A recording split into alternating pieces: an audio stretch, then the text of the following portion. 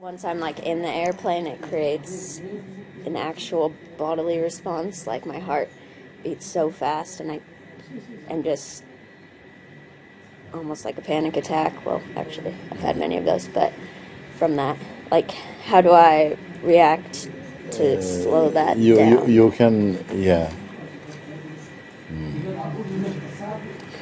By now, a space will be open in you whereby you're more aware of yourself at the witnessing place, and it's not anything that's happening. The witnessing place is not a happening place. You know, everything is just moving in that, and there's a silence in there that you can just keep presently there. Another thing that is good also, that whatever you hear, by the time you recognize it, it's already past. Whatever you hear, whatever you see, I don't know if you can relate to this, but whatever you perceive, it's already past. You know, everything is just passing. If you follow that, you'll notice a stillness in you, which is your real place. Whatever is passing is not you. Whatever is happening, it's not you. You know. And you say I mean, there are some things that we get conditioned into, like, for instance, I notice, I don't know, sometimes you can say that maybe from some previous life or something may have happened that lingers as some kind of seed in your conditioned behavior. Like for myself, if I go to the edge of a very high building, I feel this funny feeling in my knees. I just got to call it vertigo or something. There's nothing to kind of stop that. You know, you cannot. That's not true. That's not true. You can do some practice to stop that. There are people who work with this, who work with kind of phobias and things like that, because they are much more in the conditioned part of our being. It's not in the you of you, you know, but it's part to do with the mechanism of the body-mind life. You know, some conditioning might be there for a while, and you know, you can actually do like a day even with. There's some people who work with this, you know, and they help you just to, you know, if you have a huge fear of snakes or you know, a fear of being attacked, there are people who can talk you through and can change just where you are in yourself with it, and it makes a huge difference also. But now I'm going to tell you to just you're going to be more easy because you are able now to find a place that for a long time you were not so aware of. That place which is a non-happening place. When I say every happening is a blip in the immensity of the non-happening, yeah, you can relate to that. Yeah. Well, and you said something about like if you keep living, I don't know exactly the words, but if you live in your projections, you can be experiencing something that hasn't even happened yet. And for me, that's where my anxiety comes to play, especially with airplanes, because I live in that fear. Like I'm living in it like it's the moment, and it just takes away from any calm or peace I have in the present. And it's a waste. The space of the awareness energy itself will, and you'll find that the more you're in the space. Gradually you feel it more the presence, more of the presence, and something just becomes more calmer with that. In fact, you know, the fears and things like this, they help you to find your truth, because without them you don't have any motivation or incentive to look. Things that really stir us up is important to help us to look, you know. And they are like a little bit like enzymes for real introspection. You know, when you're shaking up some strong experience, something you feel is disturbing, it really propels you to go in and to go to the place beyond the reach of these things. So they really help, you know. And everybody has their own. Something that keeps the consciousness from sleeping or becoming complacent or because to be too comfortable in phenomenality is not good. You understand? I mean, like, The mind wants you to be comfortable and safe in phenomenality. But that is not a good thing. And a lot of people even become afraid of what they can't control. And that's most of life, you can't control. It really exaggerates this feeling of control, like you have control and take control of your life and all this type of stuff, rather than rest in your being and watch life flow. There's a flow that's happening. It was good that it says, like even in the Bible, that everything was created before man came, so that he doesn't get the arrogance of claiming that he's the cause of it. He simply joined in. And that human beings, I say that they are not the possessors of or controllers of consciousness. We are an expression of consciousness. So these things because this feeling we have, this is me, the me that is shaped out of our body-mind conditioning, is not your true self. And God brought you here to know that. And it's going to continue deepening in that understanding until really the grip of the delusions, they start to drift away. And they do, actually. It really does. And that you outgrow some concepts and some stages of reaction and interaction and identity. They just leave. I feel like we can all testify from living here, watching this guidance that happened so clearly. What time is your flight? 10:25 tomorrow. 10:25 tomorrow morning. Okay, I'm going to remember that, and I'm going to come sit with you. It was like a huge fear, and always, since I became scared of them at like 15, I used to always fly, and then just one flight, something switched, and it's not even the fear of dying that I'm scared of. It's just I'm afraid of being terrified. Yes. It's like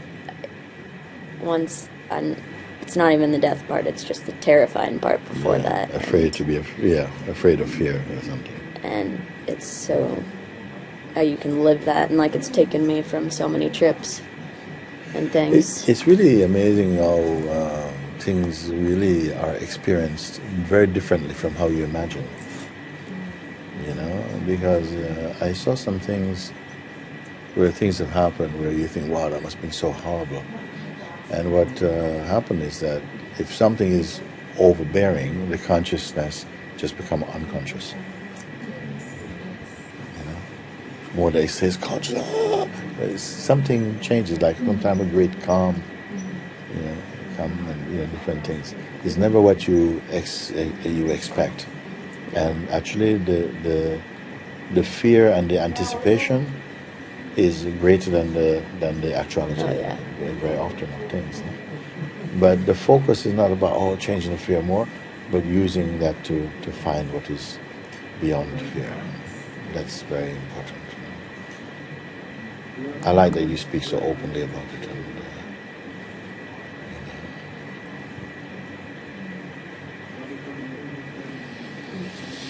there's always something in the mechanical consciousness, in the body-mind functioning, that will create some turbulence in those states, no? And because they cannot themselves exist without the underlying consciousness, so we experience things, but the depth and the force of the impact and so on changes inside, because you cannot not feel anything. It's not, you can feel something, but somehow the kind of becoming completely disturbed and shuffled up, that will change. Like something you come more and more to recognize that which is untouched. And it's not just for the moment of leaving your body. It's even like you say, you're living in answered prayers. You're living in the state of grace every day, the peace, the perspective, the distancing between phenomenal play and where you are, all of this is already taking place. It's not just for later. Everything is, the food is now. Yes.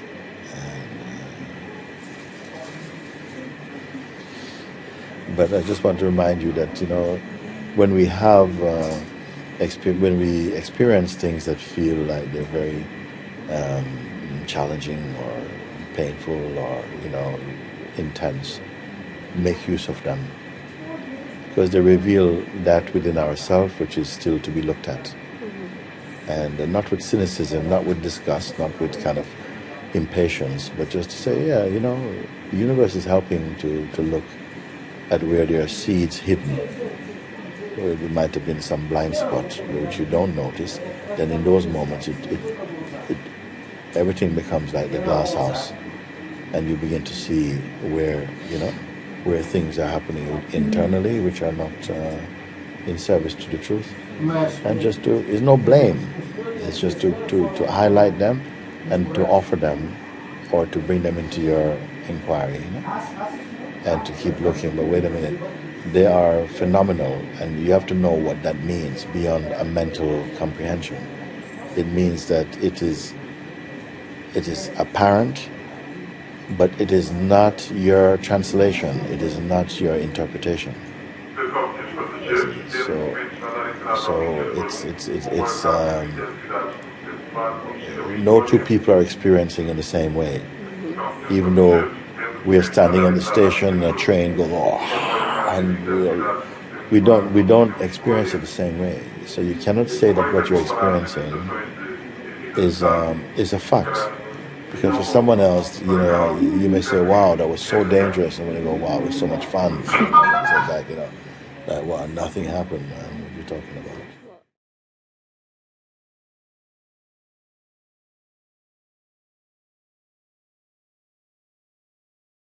From the mind energy,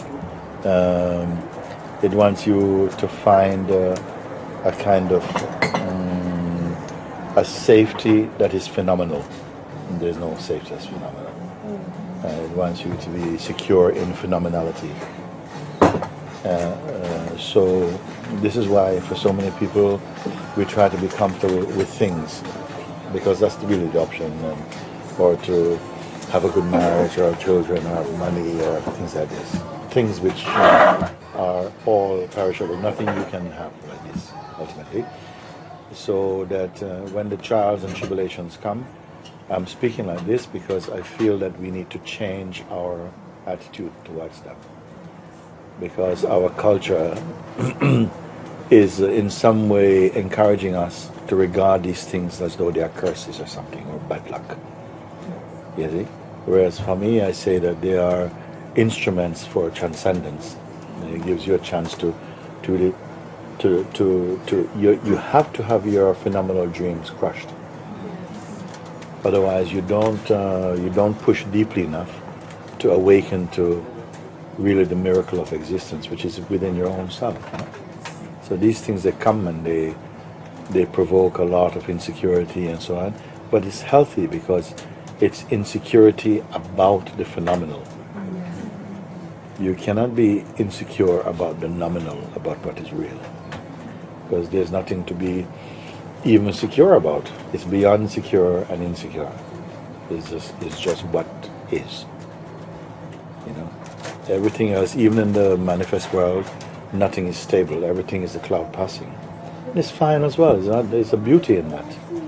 In the phenomenal world of time and change and shape, things are phenomenal necessarily because they are changeful, and change is very natural for the phenomenon.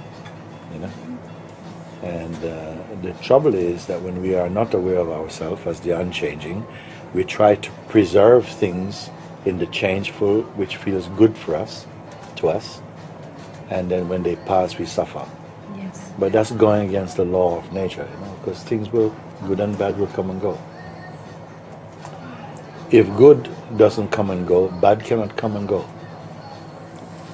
So if you're living primarily with the conditioning of trying to create security in the phenomenon within the realm of change, you're going to suffer. Of course you have to suffer.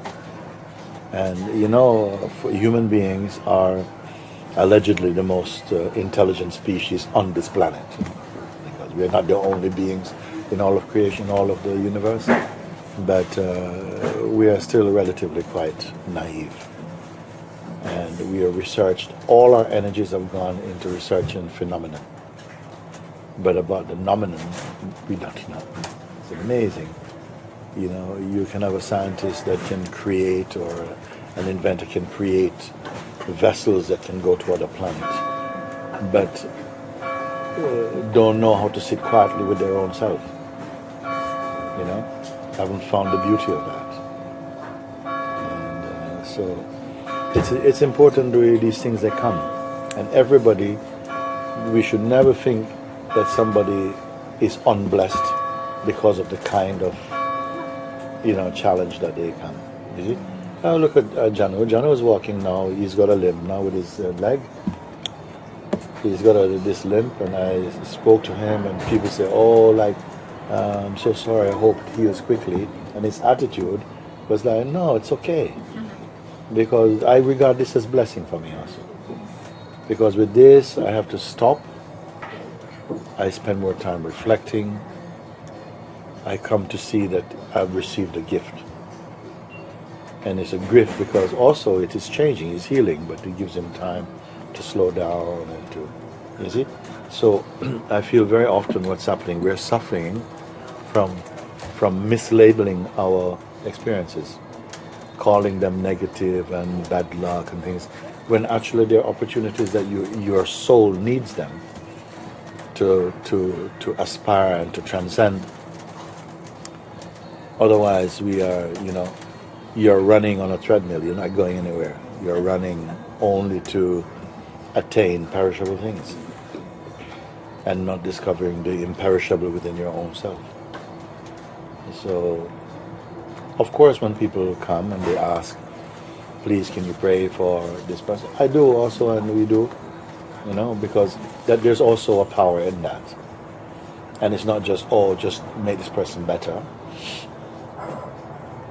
but make them better also in spirit and in their heart.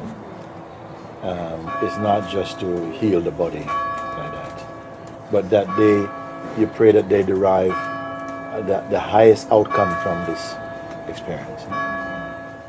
When we make use of these life challenges, or you know, and you've proven you've gone beyond that place, and then there's no need for them to come again. New things, they come in another way or something. But they don't come out of spite.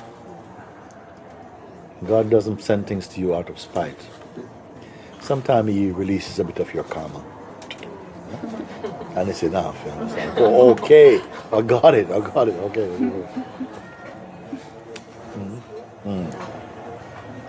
Because everything is just so resonating. I wanted to check in with you because it feels like the seeing is really deepened, and the eye watching has been very alive. And yet I can see like it's almost like the mind is fighting back in a way that, I mean, but it's seen in a new way also. And I can, like, some old vasana or some life challenges have been coming up, and I really feel in a way like I'm being tested. I know it's good. And I just... Tell me what your eye is that you're referring to. Slow down and really introduce what is the I that you are relating as yourself. The one who's being tested by the mind and so on. There's no cynicism about the question, by the way. It's just an opportunity to look and to verify, is that who you're calling yourself? Because, of course, we are going to be tested, the sense of our dynamic existence, where we have feelings and desire, where we have the privilege, we have the opportunity to experience desire and judgment and discrimination, and to use your discernment and to all of this. We will try it, but you must understand what it is that you are in that mode. The multiple choice question again. As I was sharing a moment ago, I could feel it was personhood. When I was referring in that moment to my I, it was from a place of more identity. The reason why I said that, because you use a term that you've been getting stronger in eye watching. This eye watching is very, very powerful. Of all the different sort of sadhanas and all different kind of spiritual practices, eye watching is amongst the highest. What it means is that whenever you feel I, and when is it that you don't feel I? Almost every conversation, everything to do with yourself starts with a feeling of I. Even it is stronger than the feeling about you, because you only bears relevance in association with I. It's the I that refers to you as you. No you refers to itself as you. It is I, So this, what we start from the sense of I. It's very important that we discriminate to find what is this I. Is it personal? Is it the witnessing consciousness? Or is it the impersonal consciousness? And just by watching this, without trying to fix anything, your life comes back into harmony. Because every time you go and you find that my I, when I speak as this I, it's personal. Yes. And then you have the choice of, is that satisfying to keep on relating to life from a personal standpoint? Bearing in mind that the person is also not stable. The voice and the belief of the person is not stable. It is, and what knows this also? It means that a deeper consciousness is aware of the personal.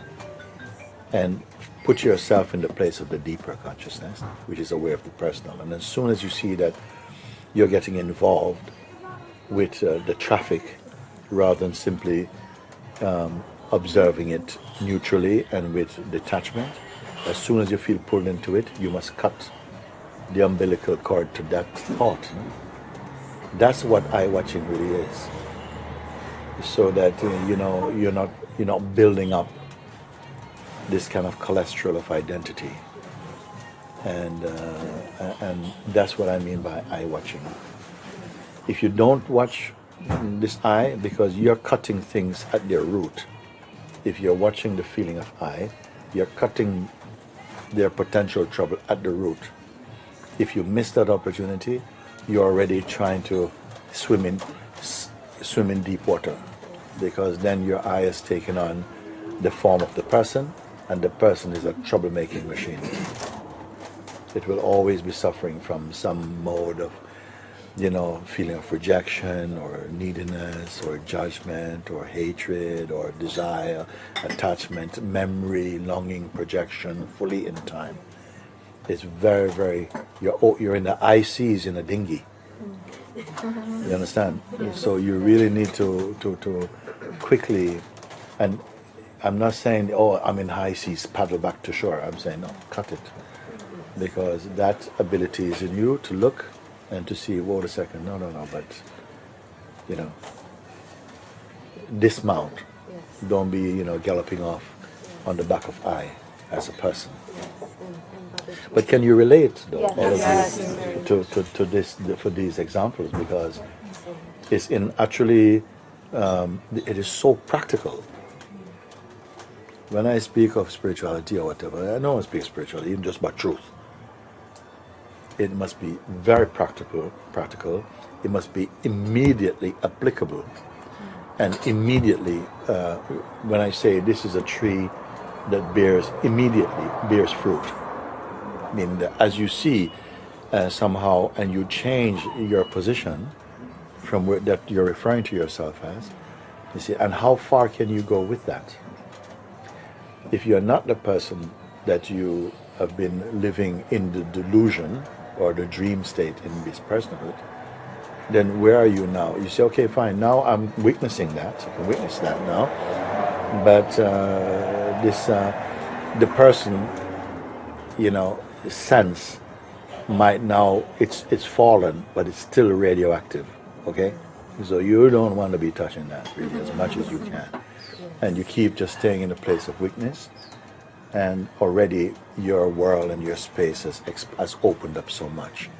You're going to be much calmer, much naturally happy, even without feeling, oh, I'm being happy. No, you're just naturally happy, much more spacious, much more intelligent. Your intelligence is coming up, wise and compassionate also. These are the fruits of the self, the dynamic self. Then the more you stay like this, and you love it also, you love this way of being. Because of course, if you have the choice of loving the world or hating it, you'll have to choose loving it, especially if you have the experience of it. Then only gradually, as you come to see that, wait a second, but even the weakness, although it's a much more elevated and expansive state, is also witnessable. This gradually comes in, it must not come in prematurely. It must come in, it's gradually coming in. Natural is a natural progression. And then now you're in the indescribable state. You cannot describe. And your tongue will become heavy for words unless God is living in your tongue. You're happy being by yourself more, and somehow even without having physical contact with the world particularly, your presence is benefiting it. Just like that. It's very beautiful. So again, this eye watching is very powerful. If anybody wants to make a practice, eye watching will be, you see? Yeah. Then you come at some point and say, what is watching eye even? What is watching eye? Does it have a shape? Does it have a form? And you can actually receive living answers to these questions. No? Not theoretical answers. Living answers mean you are the one who is always here. You remove the heavy garment of ego, you're still here. You're even more here. You remove the garment of all these things, you are still here. You can never not be here. But even in ego, you are here. When you take off the face of ego, you are still here. Before I think, no. Oh, I'm still here. You take off every face and you are still here. You take off the face of form and of shape and concept, you are still here. But not in the old way, not in the way of thinking. Yes, and Babaji, by your grace, I feel the personal identity has been more observable. It's been easier and quicker to observe it, and just this feeling of confirming more as in the presence, Yes. and just this prayer too for the this observing to strengthen and deepen. Yes, and it's naturally happening also. If you love God, if you love same as presence, if you're loving it's actually the absence of ego. Anybody who is beginning to feel the absence of ego, you're already in love, basically, because it's a love that you don't have to make. The love is the perfume of your being. So it's a natural healing, it's a natural evolving, expanding, widening, panoramic sort of. You feel it, no? It's not something you're thinking anymore. When you're in ego state, you think a lot. When you're in a heart state, you are more feeling and intuiting more, So why we speak? Because we are lacking in presence. When you're in presence, you don't have to speak. Human beings don't really need to speak if they know God and they're in presence, actually, because their presence speak it. Their presence become the evidence of the truth. Not just their body, just like in our higher state, we can be with each other and we know who each other are beyond person. We talk a lot because we're not living in our truth. So we try to make up for it with words and to say, stories and so on. The more you come to consciousness, the less you need story. The more you go into story, you go back into person. because consciousness has no history. Only the person has history. You see? You're noticing these things more and more, because in this state, it's like just as your body grows, even when you're sleeping, your consciousness is expanding in the true way.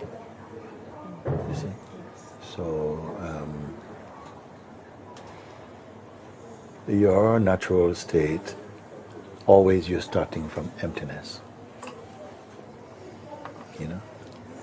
Everything is from emptiness. When I say that any happening, is a movement in time and shape, form, time, name, form, time. And every happening is only like a blip in the infiniteness of the non-happening, meaning that your natural background is non-happening. Until you become aware of yourself as pure consciousness, it's the only time you're going to be at rest. It means that you are in zero. Zero is just a terminology now I'm using. No? As long as you're in personhood, you're in restlessness. The person is like a gear of consciousness. You're always in gear, always up to something new. When you're in the neutrality of consciousness, it's like you can see and feel, no? What I mean by rest. There's not even something resting, so it's even deeper than rest. Yeah, rest means I was tired, now I've rested. The consciousness is never tired, so it doesn't need rest. It just is. But we don't have a word in our human vocabulary for that, so we say you are at rest. But it's greater than rest. It just is. And no one, while in the state of personhood, knows what it means, is, or to be. We don't know it. We don't know it. God give us the metaphor of sleep, the non-cognitive consciousness, to give you a little sense of what it is. Meaning that there you are without your person, or relationship, or belief system. You're without all these things. No? And you wake up refreshed because of that. You're not thinking, you have no relatives, you have no intention, you have no memory, nothing at all. And what is the benefit of that state? You got rest. So it's telling you that you don't need all that stuff to be at peace. But while we're in the dynamic state of personhood, we're always creative, we love creativity, and that's fine. Part of our expression in the dynamic is to be creative. Now, all this is God's creativity. It's not creation, it is creating. Because creation is like a noun, isn't it? That's that. No, it is constantly renewing itself. No? And yet, there's something effortless in it. When we use our mind, we come more into the field of effort. But, maybe I've said too much already. It's enough, Little bite-sized pieces, well chewed and swallowed, is better than, too much. And last thing, all your introspections, your conversations, your contacts, all of that should always end in emptiness. You even started in emptiness, expressed in emptiness, end in emptiness. Yeah. There's nothing there, no collection. You don't need any collection. You see? And therefore, when you have no background, it is consciousness speaking and not the mind. And we grow in confidence that you don't, because the mind tells you, you need to prepare. You need to get into it, you need to do.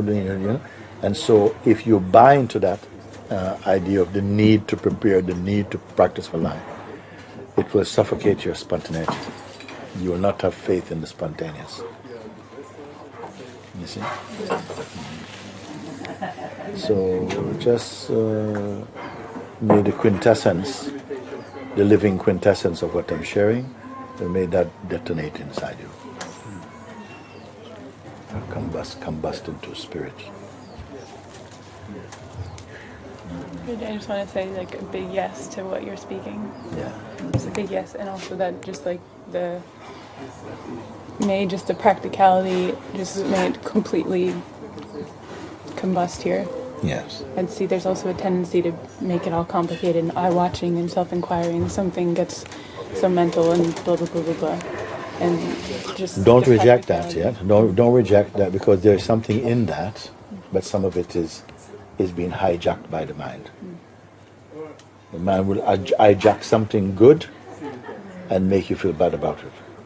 Yeah, I remember sometimes you maybe meet someone who is in need of help right now, and you help, you serve them, and your mind goes, yeah, I really feel good about it now, don't you, and stuff, and you think, no! And then you say, no, I don't want to help anyone, because my mind is just goes, oh, you know, you want another star today, and blah, blah, blah, blah, blah. You cannot throw everything out. You have to know what to throw out. That is discernment. He wants to turn something that is good and innocent into something negative. You don't let it. So, yeah, you identify the part which is not true, and slice it and push him off. And stay. Because suppose you say, I'm not ever going to try and help people anymore because my mind just comes in. Yeah, the mind is laughing too.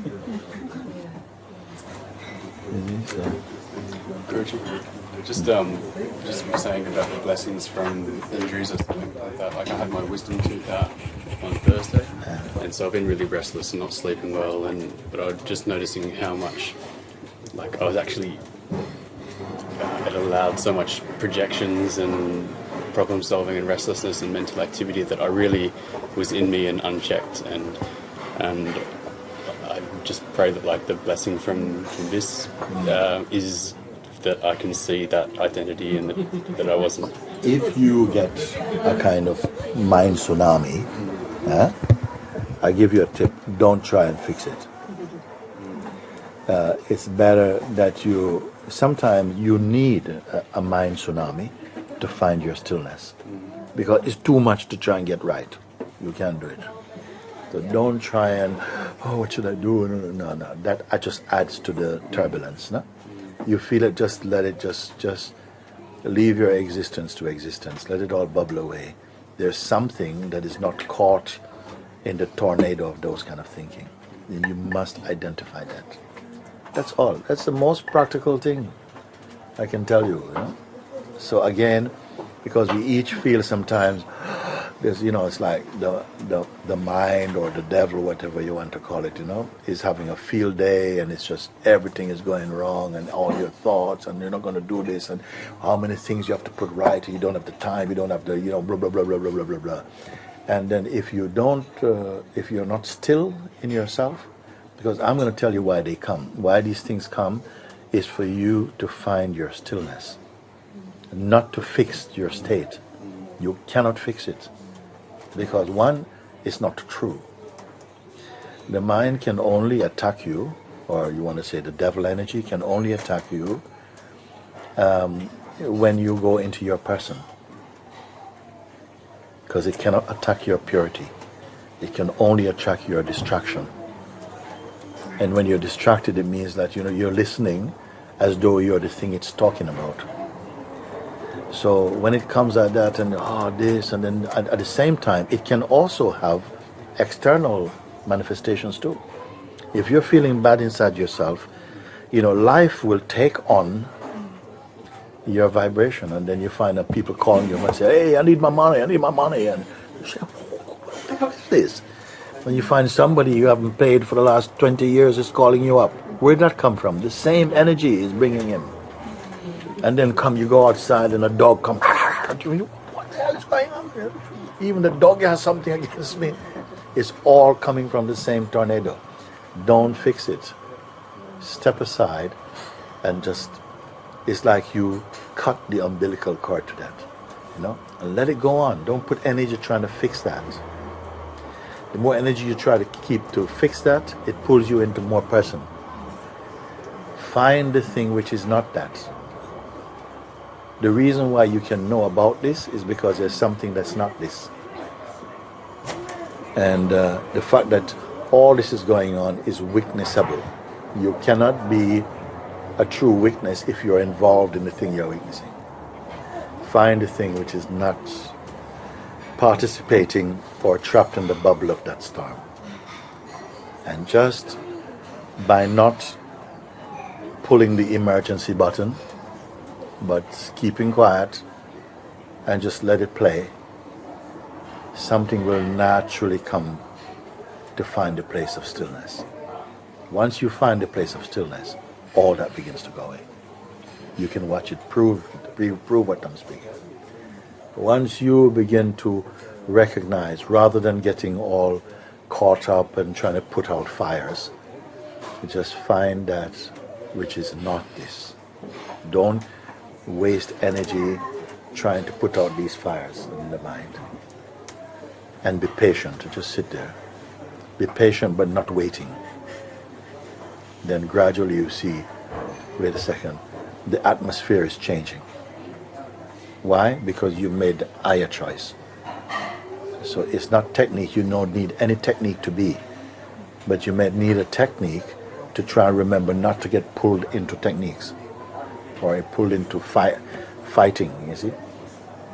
And so these are very practical guidances which are immediately applicable and immediately resolvable. You see.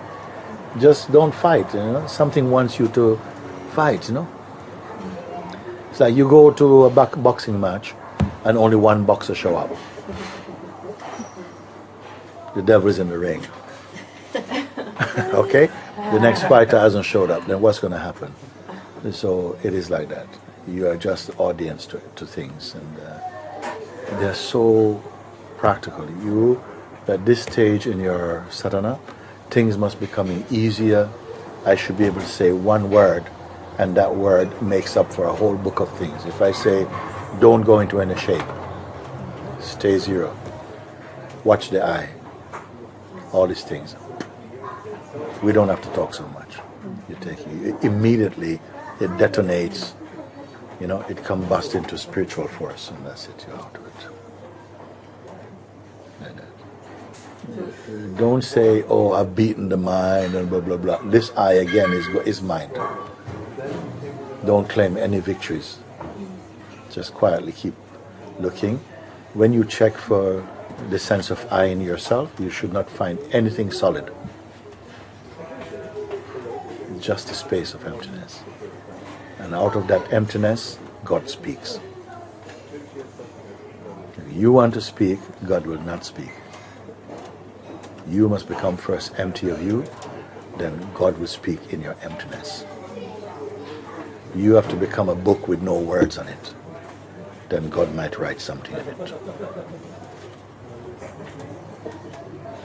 This is what we are speaking. Thank you, everybody. Good. Nice. So good.